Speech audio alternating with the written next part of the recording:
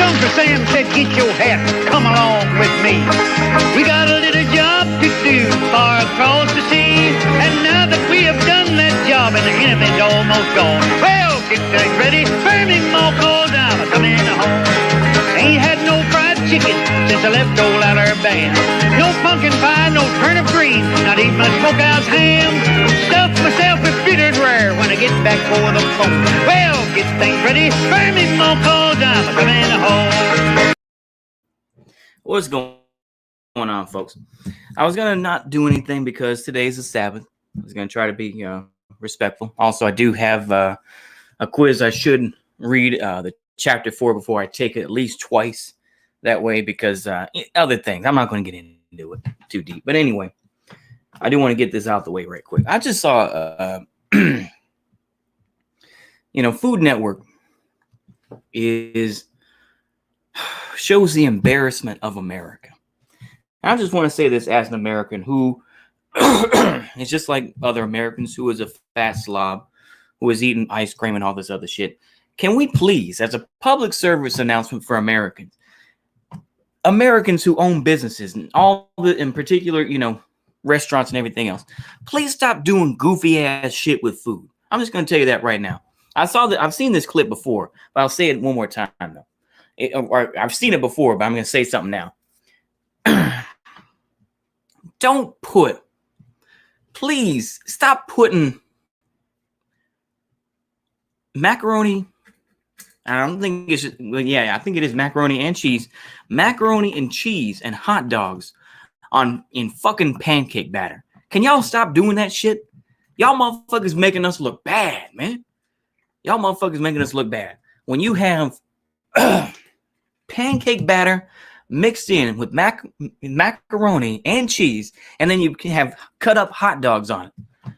Stop doing that.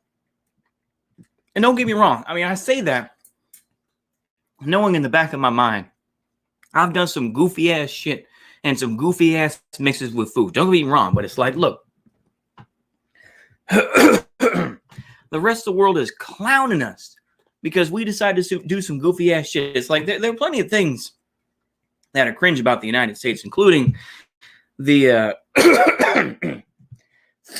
the continued perseverance of pushing a transgender notion, pushing the transgender agenda harder than any other motherfucking country. All these LGBTQ movements, you look at their funds, a lot of that shit comes from the United States. It does. That is our new cultural export. That is a new form of imperialism. LGBTQ is the American export. I'll be honest. It is. America is the LGBTQ export nation. It is, and it's cringe. It's sad. It's fucked up. I'll be honest with you. It's completely fucked up. Hold on, let me blow my nose. Just give me one moment, folks.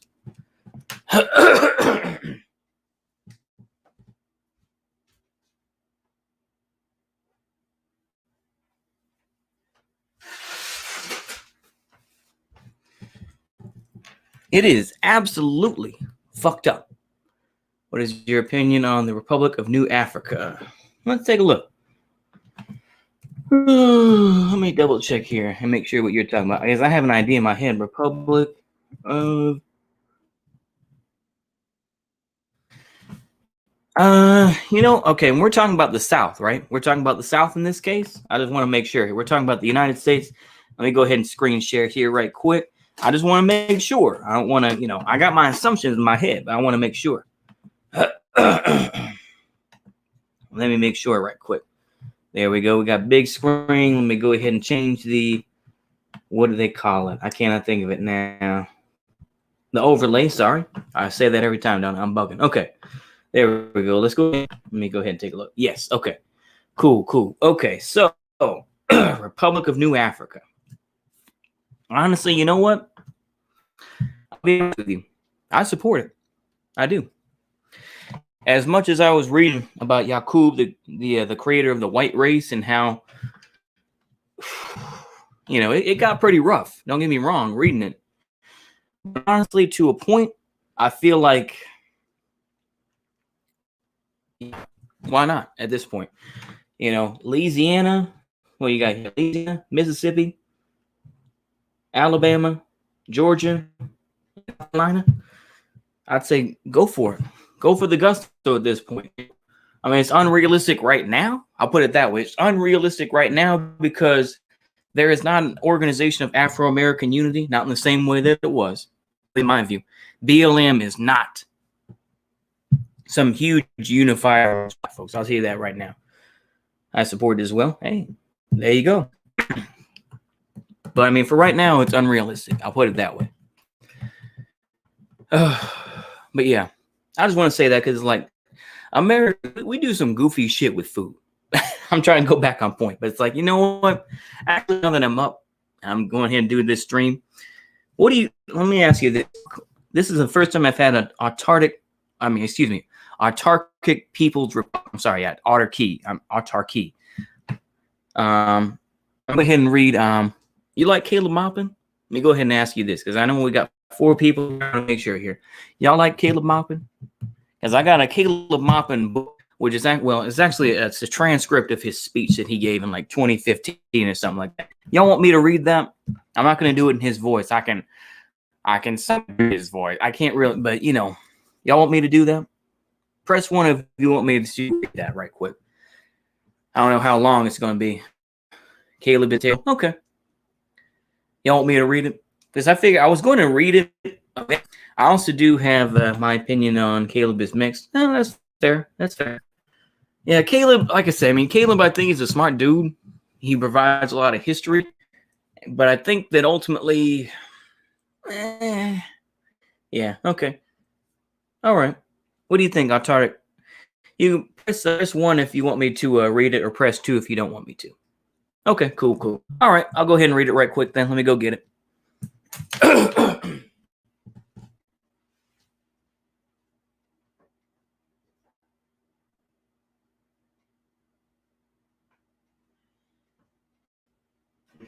Oh, okay. All right, let me see here. Let me see what we got here. So basically, this is oil and the capitalist crisis, and the global capitalist crisis. This is a presentation by Caleb Maupin to the Second Congress of the Trade Union Center of Brazil on February 25th, 2016. Okay. You don't want me to read it? Well, I'll try to be quick.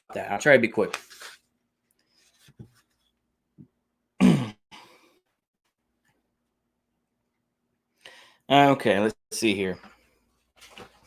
Okay, I'm going to skip to the chase here. Oil bankers, the richest people in the world. Who is the richest person in the world?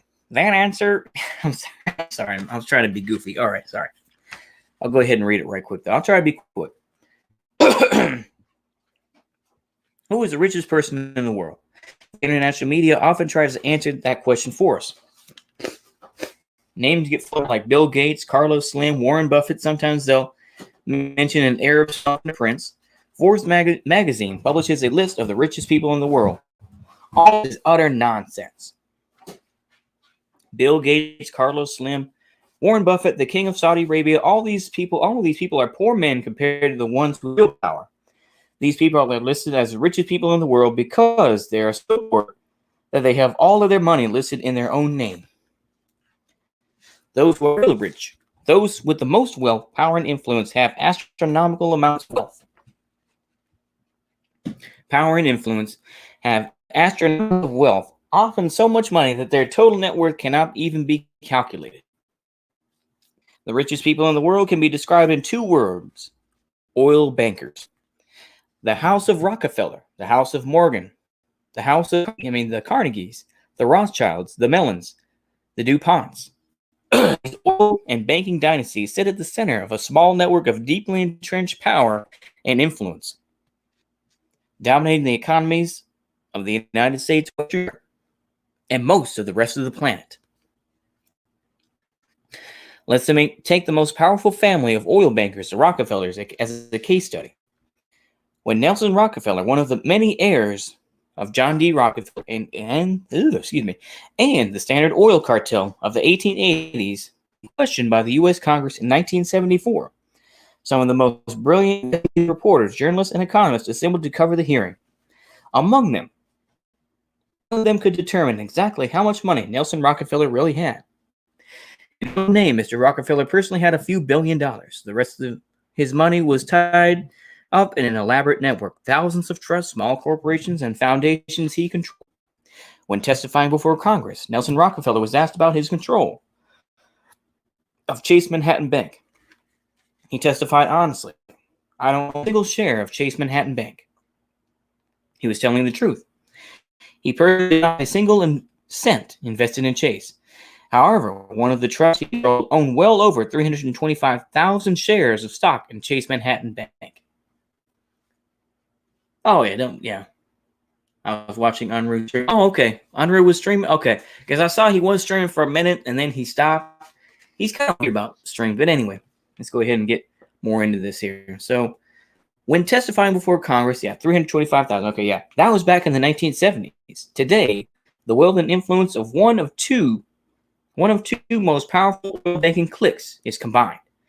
This is almost like international clique. I'm sorry. This is like, international clique. Yeah. So he's talking about Rothschilds, Carnegies, the Mellons, DuPonts. Exactly. Yeah. I'm sorry. The Morgans, now partnered with the Rockefeller, are descendants of an infamous Wall Street legend named J.P. Morgan. Not only Rockefeller's Morgans control J.P. Morgan Chase, they also control a company called General Electric, the sixth largest firm in the United States. There is no key aspect of the global economy that oil bankers haven't put their stamp on and tried very hard to craft in their own interest. General Electric was first among corporations contracted by the U.S. military. This entity, controlled by the Rockefellers and Morgans, has over 6,674 contracts with the Pentagon, bringing in over $2 billion a year in U.S. military projects alone. You can be sure that the U.S. military brass is very concerned about making sure that the Rockefellers and Morgans are happy with whatever decision they make. Furthermore, the global media conglomerate called NBC Universal, which includes MSNBC and Comcast, is only controlled by General Electric. Universal Studios is one of the big six in Hollywood. It is also their private wealth. Most art museums in the United States are directly linked to Rockefeller foundations, directly controlled by them. Like the Museum of Modern Art in New York City. Without the direct approval of the Rockefellers, we may never have known Andy Warhol or Jackson Pollock. Once again, this is kind of what people talk about with, the subversion of art in the United States, where, oh my gosh, these revolutionary people like Andy Warhol, this and that, and they hate, America, this and that, but really they are controlled by the big boys all along. Every major college and university in the United States depends on money from the Rockefeller-controlled foundation, a relationship that puts academia under the direct control of the oil bankers. More interestingly, U.S. Central Intelligence Agency crafts its policies and conducts its research with a private foundation called the Council on Foreign Relations. ExxonMobil and a variety of Rockefeller foundations, along with the Ford Foundation, completely bankroll this powerful institution of academics and former U.S. elected officials. The Council on Foreign Relations, controlled by oil bankers, is essentially the brain of the CIA. The smartest minds in the United States are paid six-figure salaries to carefully make proposals and calculations about how the United States should wield its influence around the world. Put simply, the Council on Foreign Relations thinks it up, but the CIA and even the manner in which it operates around the world is directly accountable to the Rockefeller, Morgan, and Ford dynasties. The CIA does very little work on its own. CIA agents aren't generally the ones getting their hands dirty, conducting military coups, kidnapping people, torturing people, etc. The CIA generally has the job of finding dupes and allies in the country of interest, instructing them and advising them, and letting them carry out the task to serve the U.S. foreign policy interest. The key way for the CIA to help those doing its dirty work around the world is connecting them to Wall Street-controlled non-governmental organizations and foundations. The higher it's seen is a front for money laundering. Yeah, exactly. That's true. like I say, and what is very important to point out too is that people refer to Gestapo, here in the United States, like, oh, the Gestapo is bagging up and stuff like that. The reality is the Gestapo, much as the Gestapo wasn't really that strong. Most of the Gestapo, same thing with the Stasi to a point, most of that was based on snitches. Most of it was based on snitches who were telling a few agents what to do, and then they would go in and get people arrested and stuff. The majority. I'm not going to say it was every single one, but it was a fairly large majority, at least in my view. But yeah. Let's continue on here. The CIA goes to a country. It finds people to carry out its mission. And then a group of wealthy families that control ExxonMobil, British Petroleum, and Royal Dutch Shell pay them for it. National Endowment for Democracy, the Open Society Institute, the whole network of activist groups controlled by George Soros, fund activities of CIA's allies, dupes, and collaborators in almost every corner of the globe. You can find the money of the wealthy oil banking families in the United States, all over the world, and often on multiple sides of different political issues. The oil dynasties, working with the CIA and the Pentagon, use their funding like an expert sports gambler. If you put money on both teams, you are guaranteed to win almost every game.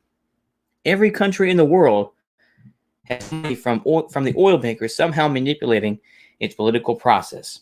Organizations that say they advocate democracy, human rights, economic freedom, and social justice are getting money from the big oil bankers and getting instructions from the CIA. If you want to find people who run the world, powerful global elite, you don't have to look for the Illuminati, the Freemasons, the secret society. Look at the major oil companies and banks in the United States and Western Europe, and the families whose money is historically tied up in them. The four major oil corporations in the United States, the super majors, as they're called, Chevron, British Petroleum, the Rothschilds, Royal Dutch Shell, and the Rockefellers, ExxonMobil, don't really compete with each other. They function as much like a trust or cartel as is legally possible in the United States. They set the prices of gasoline together, discuss increases and drops in production among each other. Is this North Korean? It is not, actually. This is Caleb Maupin giving a speech on oil and the capitalist crisis and the global capitalist crisis. So it's this, yeah. This is Caleb Maupin. Good old. You can take from what he is. I think that there's some good stuff in here. I'm not going to read every single page. We're just going to read it through page 10 here. We're almost there. Okay. A number of smaller corporations, which are indirectly owned by the same people that own the Big Four, follow right behind them.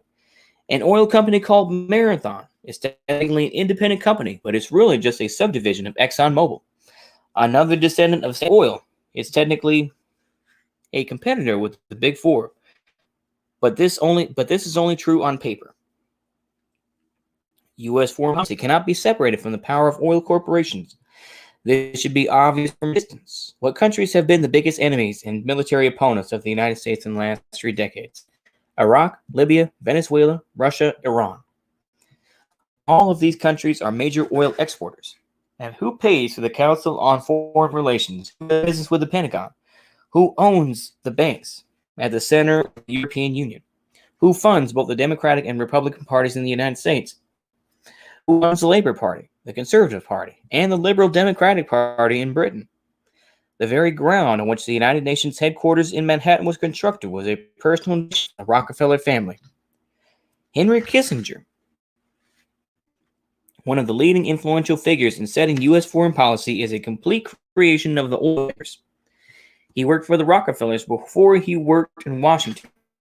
If you look at the think tanks, where decisions are made by powerful leaders, you'll see that roughly the same people work at them and the same people fund them. The Asia Society, the Brookings Institute, the American Enterprise Institute, the Hoover Institution, the Heritage Foundation. It's not hard to find out where all of these policy-setting institutions get their money. Sorry. Sorry there, folks. Okay. Caleb was just stating the obvious, yeah.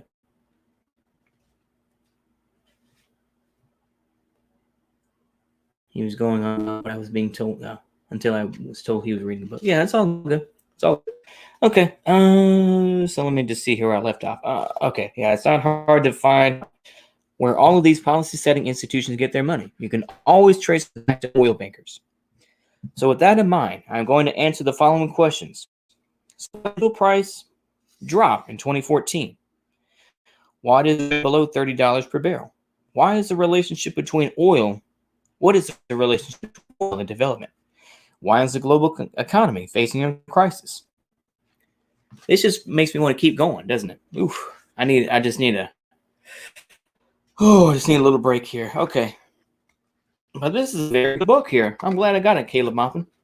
And apparently, with Caleb Maupin, he's putting out a new book talking about, you know what, I'll go ahead and show Caleb Maupin, even though Caleb Maupin wants nothing to do with me. And that's okay. Like I say, I know I'm more responsible and I'm a little bit too reactionary. I get that. That's why he doesn't want to talk to me. He almost did.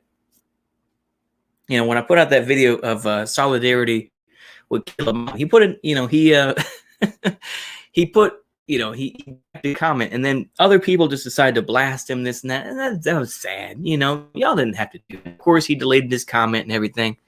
You know, I was like, bruh, you don't do that. You know, but it's okay. But he is going to be putting out a book apparently about he is apparently putting out a book about talking more about Kamala Harris and also talking about Joe Biden as well. So, you know, I'm going to try to check it out, see when it gets released and everything else. I definitely want to see. Like I say, I don't agree with everything that comes out of Caleb Maupin's mouth. I really don't. But I think that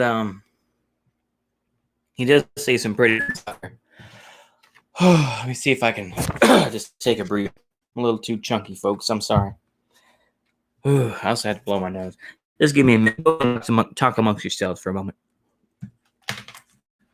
Ooh, there it goes.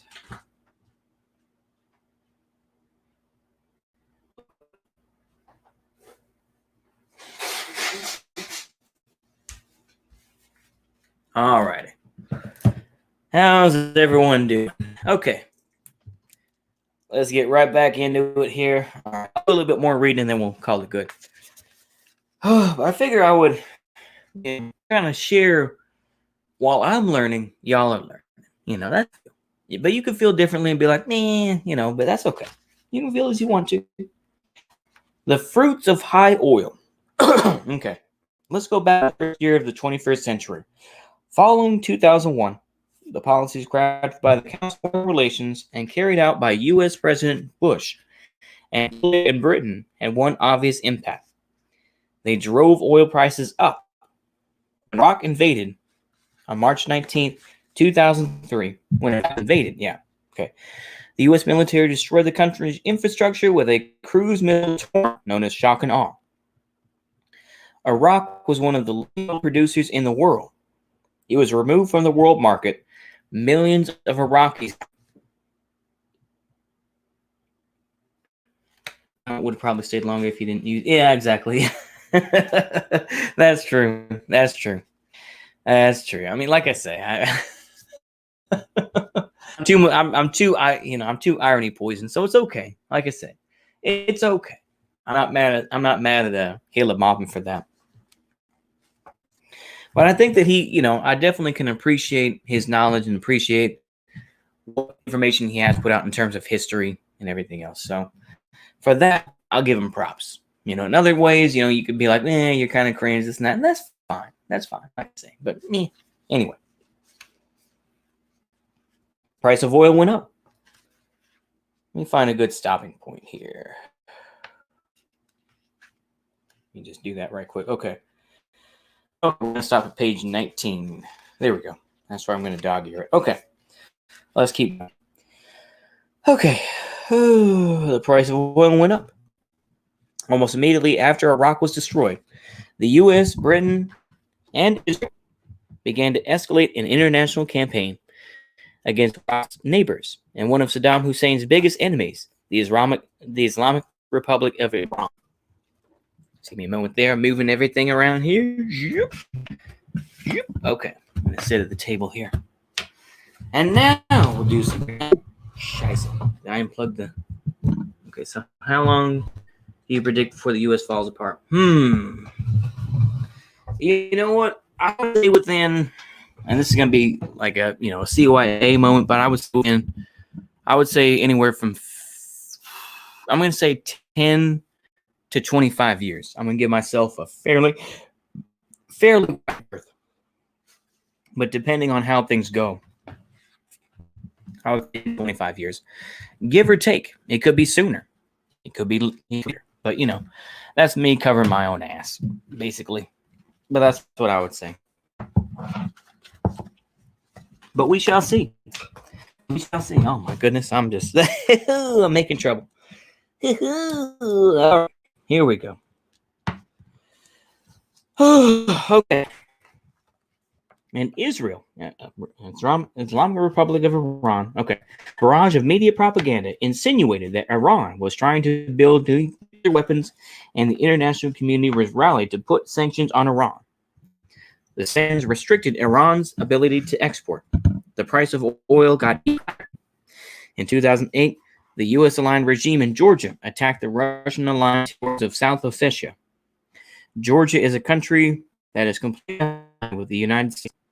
It purchases military hardware exclusively from the United States. U.S. NATO troops are stationed in the country. Georgia attacked South Ossetia, which Russia was obligated to protect. In response, Georgia had a war. In response, sanctions were placed on Russia, restricting its right to export oil on the international markets. As Bush left office in 2009, the oil prices had reached the highest levels in world history, over $110 per barrel. The rate of profit from what I heard is low and shrinking, so there will be no healthcare, UBI, and boy, it's not profitable. Yeah. Iran was supported by Israel during the Iran-Iraq War, caused Israel... Sorry. Which caused Israel hatred. Saddam Hussein more than Khamenei. Yeah. Sorry. I had all sorts of troubles. But you know what? I consider that just people trying to stop me from teaching y'all the truth. That's how I'm. All right. Excuse me. Ooh. Would it be fair to classify Caleb as an ML? I think so, yes. I definitely think, Caleb is more of an ML. Yeah, ML. Okay, let's continue on here. The four super majors were making record profits. On foreign relations, the Pentagon, the CIA, all directly linked and accountable to the four major oil-producing companies, carried out a series of policies that resulted in astronomical high profits for the four super major oil companies. This cannot be missed as merely a coincidence. However, in the process of entering U.S. foreign policy toward making astronomical profits, the four created major problems on the international markets. In Venezuela, Chavez took office in 1999. A new constitution. He beat back the 2002 coup d'etat against him due to his popularity with rank-and-file soldiers. In 2003, as oil prices were rising, Chavez drastically altered the nature of the Venezuela national resources. He reoriented Venezuela's oil so that the proceeds would go almost entirely to the domestic budget.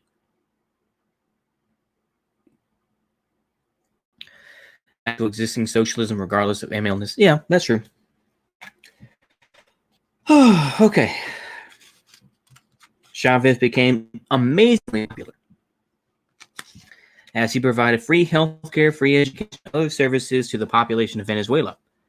Chavez and the United Socialist Party set up an oil-funded apparatus of activists Venezuela became an opponent of the United States on the global stage. As the Venezuelan state got stronger, high oil prices. Russia got stronger also. During the 1990s, aftermath of the collapse of the Soviet Union, Russia was an economic disaster, massive unemployment, massive crime. The country depopulated as people fled in order to survive. The oil boom. Vladimir Putin was able to restore the Russian economy. Putin was able to put Russia back into order by exporting oil and natural gas, funding a strong state apparatus in the process. Booming oil prices enabled Putin to launch his National Priorities Project, vastly improving the state-run health service, subsidizing housing for low-income Russians, and creating an anti-imperialist media. With state-controlled petroleum and natural gas, the industrial output increased by 125%. The rate of industrial expansion was 70%. The wages of Russian workers tripled during the first 8 years of the Putin administration between 2007 and 2014. The Russian gross domestic product increased from 764 billion to 2,096.8 billion. The state became a force to be reckoned with once again.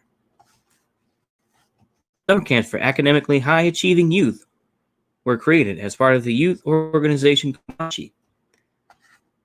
At the summer camps, the youth of Russia were deemed to have the most potential, are urged to use their skills to advance the Russian nation, not to get rich.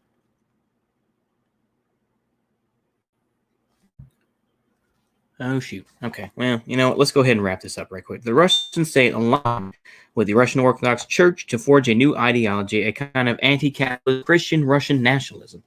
The Russian state apparatus is influenced by the legacy of the Soviet Union. Oh, hello. Oh, okay. But, you can go in there. Oh, okay. Could you give me a large ice water? Sure. With a cup with ice. Okay. Give me just a moment then, folks.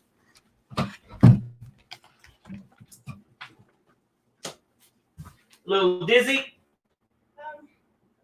Yeah, kind of. Okay.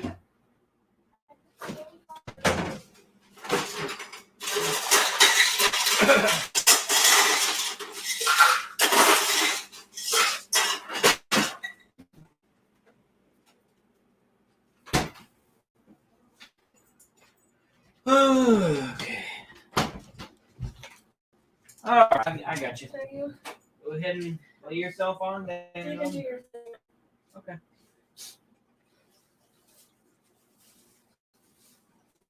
Oh, there you go. There you are, madam. We have to finish this. There's I did. Oh, okay. All right. Okay. All right. Cooey. All right. Oh, okay. All right. Just be careful. All right, folks. Okay. Well, I should have muted it, but I decided just to let it roll. All right. Let's go ahead and continue here. We're on page 16. We're just going to read through page 19. Got to go see you. See you later, Otto. Yeah. I'm just going to say APR. We'll just do that. See you later, APR.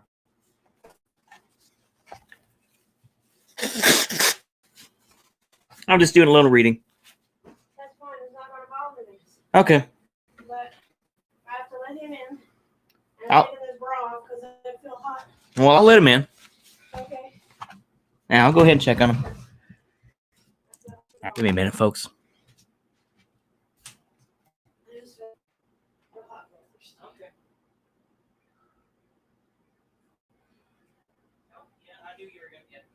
Okay, he's ready, so it's all good. All right. Can you move that Sharky because I didn't know what that was. Okay. Okay. Okay. Now let's get into it. We're going to skip continue on. Okay.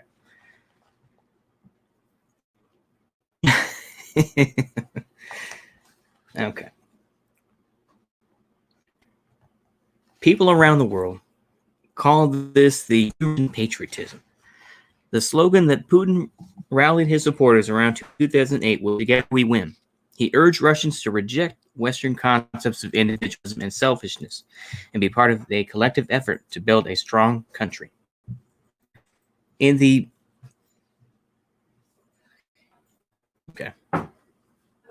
Yeah, remember when boomers can move out? Yeah. Didn't get notification. Oh, it's okay, Uncle Ho. It's okay. You can go back and listen to this. We're just reading some Caleb Maupin here. Reading it he gave to the Brazilian, what is it? Okay, excuse me. The Union Center of Brazil on February 25th, 2016. But it is all good, sir. It is all good. Okay. In the Islamic Republic of Iran, the high oil prices strengthened the figures in politics who call themselves principalists, though they are derogatorily called hardliners in Western media. The hostility from the United States, who dubbed Iran part of the axis of evil, combined with the high oil prices, to give a huge boost to the ideological organizations that serve as the backbone of the Islamic Republic.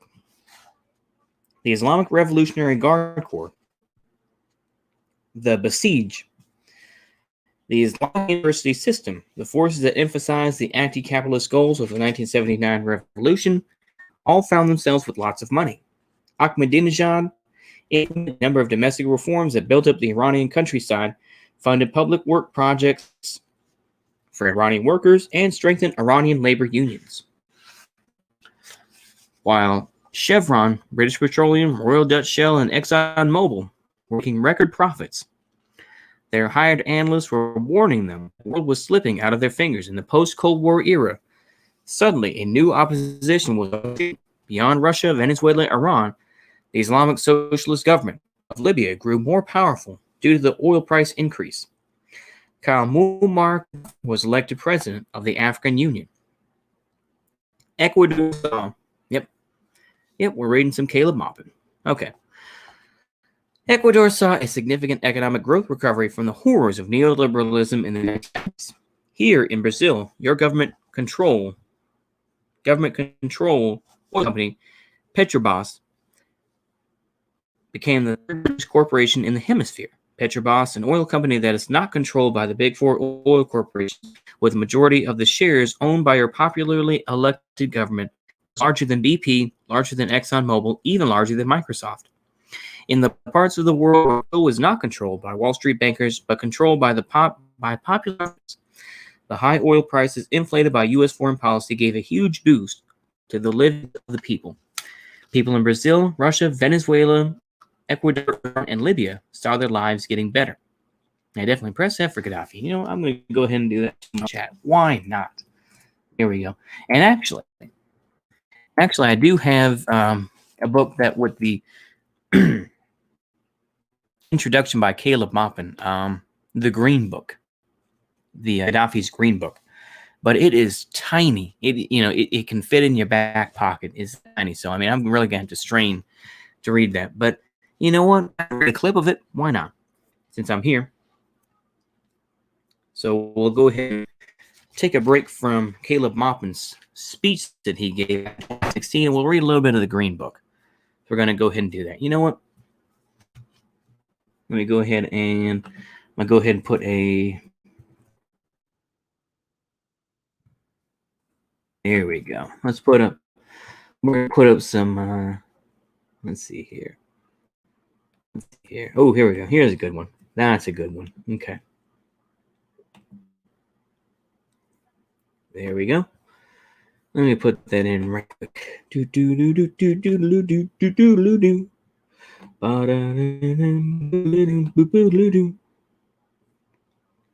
There. Take a minute here to load. We'll go ahead and remove that right quick, and we'll go ahead and put that in. There we go. There we go. Give me a moment, folks, and let me go ahead and get. I'm gonna find my copy of the Green Book, which also just came in the mail yesterday. So give me just a moment, please.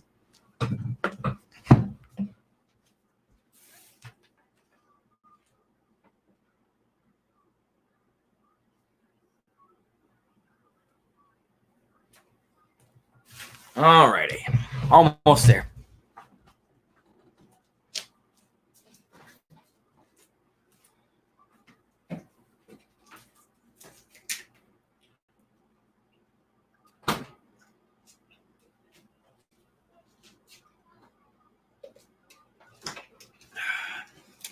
Okay.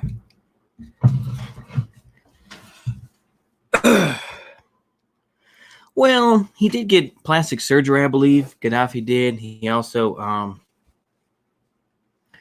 he went through a lot of stuff, man. So that's kind of understandable. Anywho, let's go ahead and read a little bit of the Green Book, and then we'll go ahead and close it out. Let's see what we got here. Oh my goodness, this is small. Oh boy, I'm gonna have to strain here. I think we'll just read the introduction by Caleb Maupin, and we'll go from there. Oh boy. Okay. The history. Okay, yeah, this is gonna really strain my eyes, but here we go. The history of the African nation of Libya stands as one of the strongest indictments of imperialism and Western capitalism, as well as one of the strongest testaments to the strength of socialism. Prior to 1969, Libyans were a colonized people. The Italians ruled over them from 1911 to 1943. After the Second World War, a U.S. British-backed autocratic monarchy was imposed on the country. Western corporations began enriching themselves with the nation's petroleum resources, while the population remained deeply impoverished and the country remained underdeveloped and agrarian. This all changed in 1969 when Libya had a socialist revolution. With the birth of the Libyan Arab Republic and eventually the Islamic Socialist Jamahiriya, this impoverished country saw dramatic and rapid improvements in living conditions. The Green Revolution involved a redistribution of land and the public control of the oil resources. The new socialist government began to control banking and closely regulate the price of food and other social necessities. In 1969, the gross domestic product of Libya was $3.8 billion, but by 1974, it was $13.7 billion. And by 1979, it had grown to $24.5 billion. Housing was guaranteed to the population, and shanty towns were replaced with modern housing units. The country was fully electrified, and literacy was wiped out. Public education was provided to the population, and new universities were constructed. By 1978, Libya had twice as many doctors and hospitals as it had prior to the revolution. Also, women were guaranteed equality under the Libyan constitution and began participating in the government. New laws protected girls from being sold into marriages or being otherwise treated as chattel. The population was organized into a network of revolutionary committees that enforced the goals of the socialist revolution on a local level. Libya began working towards the goal of becoming an independent nation in terms of food by greening the desert and creating farmland.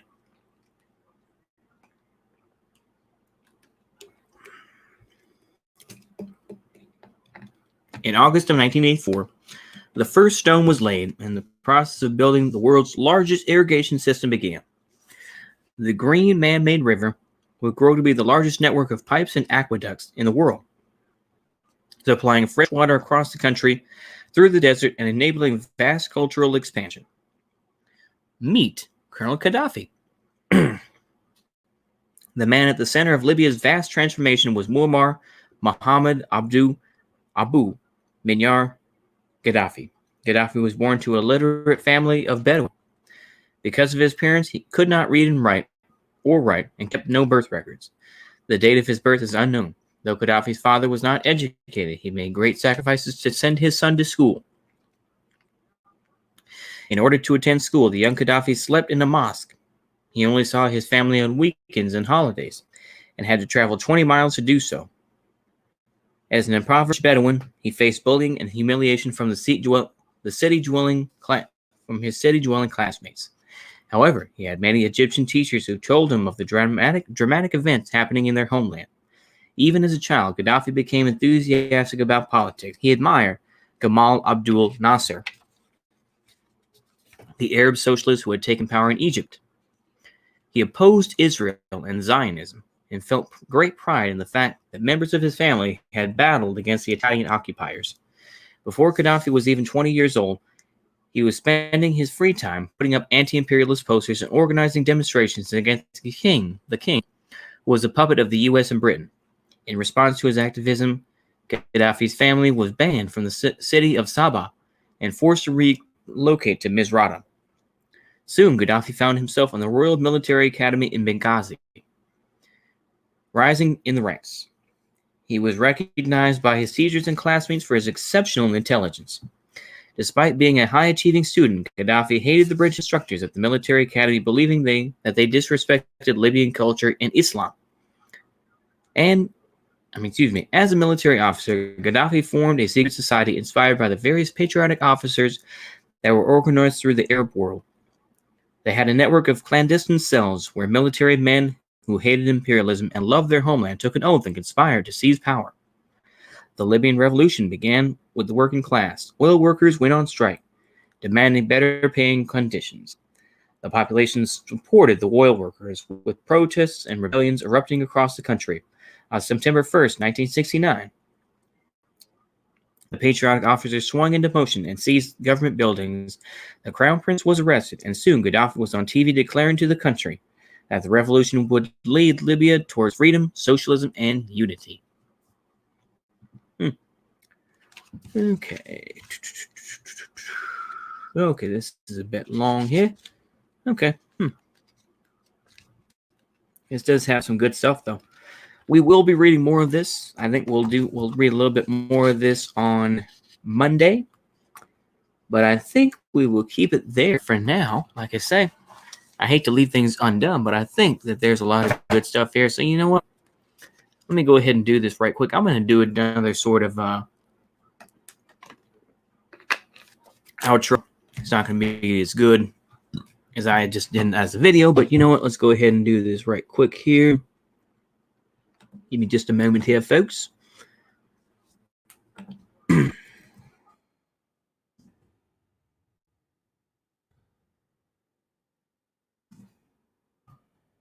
There we go. Okay. Here we are. Let's go ahead and see if I can get this on the screen share again. There we go. And there we go. Give me just a moment here. Give me just a moment here. We're going to add that back to the stream. And we'll do. This is what we're going to close out with there, lads. There we are.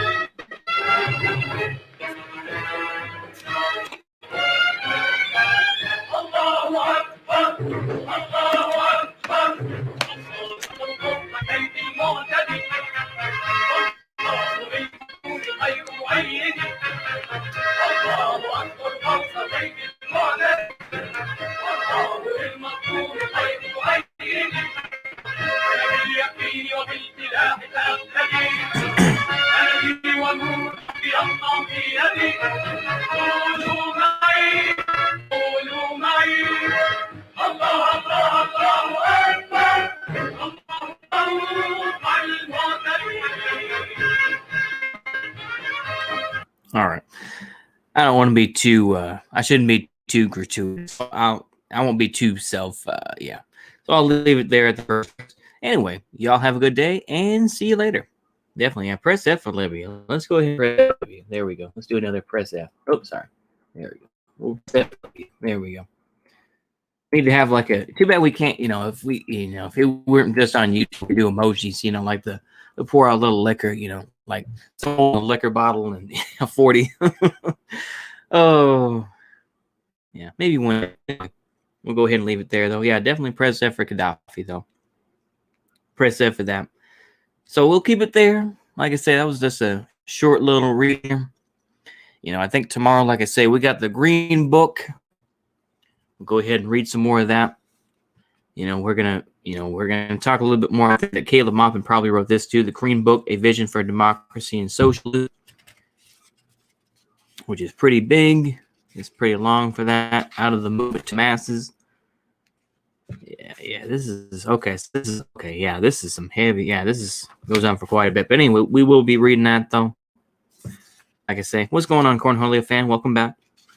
I'm just for a minute here, but then we'll get it going. But yeah, so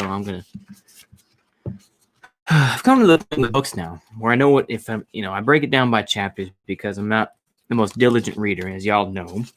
But you know what? I do think that reading is fundamental. It is to try to understand things and to read the whole thing. That way you get a proper context. But like I say, I do have some more Vosh clips coming up. Some more Vosh clips are going to be coming out. It's just going to take me a minute to kind of dig through those spicy ones and, just slap some put the balls to the beginning and the end and shoot them out, It's easy that way, Read The Crucifites by Enver Hoxha.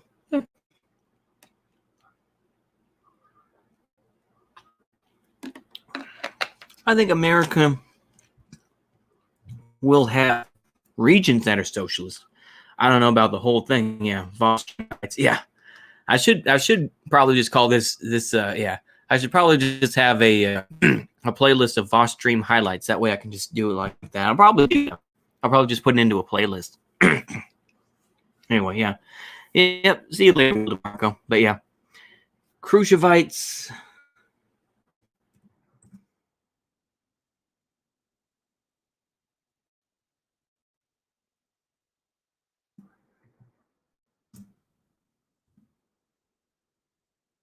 Hoxha. The Khrushchev votes. Is that it?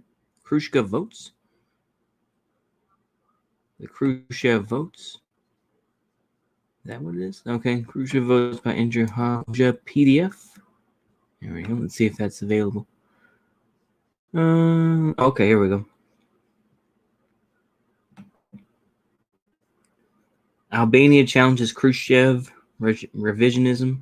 Oh, and elected works. Oh boy, 882 pages. Oh lordy. Okay, let me see what we got here. Albania Khrushchev revisionism. Here we go. I'll read a piece of this as the closer. I'll go ahead and I will give the audience what they want. I'm not gonna read every single page, but we'll find the good stuff. Let's see here.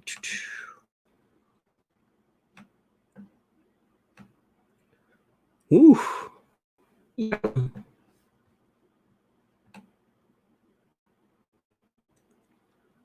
Albanian. Always follow a correct line. I'll look at this, though. I will. But we'll go ahead and do that. We'll go ahead and put down Hoxha Works. There we go. We'll go ahead and see what it's at. Okay. Anywho, I hope y'all enjoyed that. And, yeah, really interesting book. Nah. Okay, that's probably not it, huh? Okay, well, sorry about that. I will look for it, though. Anyways, I hope y'all have a good day and a good, hopefully I didn't destroy the Sabbath. I wasn't going to stream on the Sabbath, but I decided, well, what the hey. So, started out as something and then turned into something else. That's always the way it goes.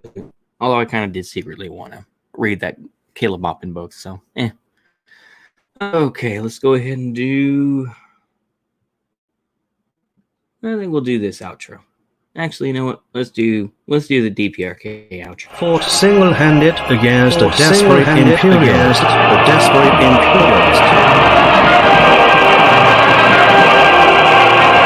Even in the face of food difficulties, the Korean people valued village more than sweets.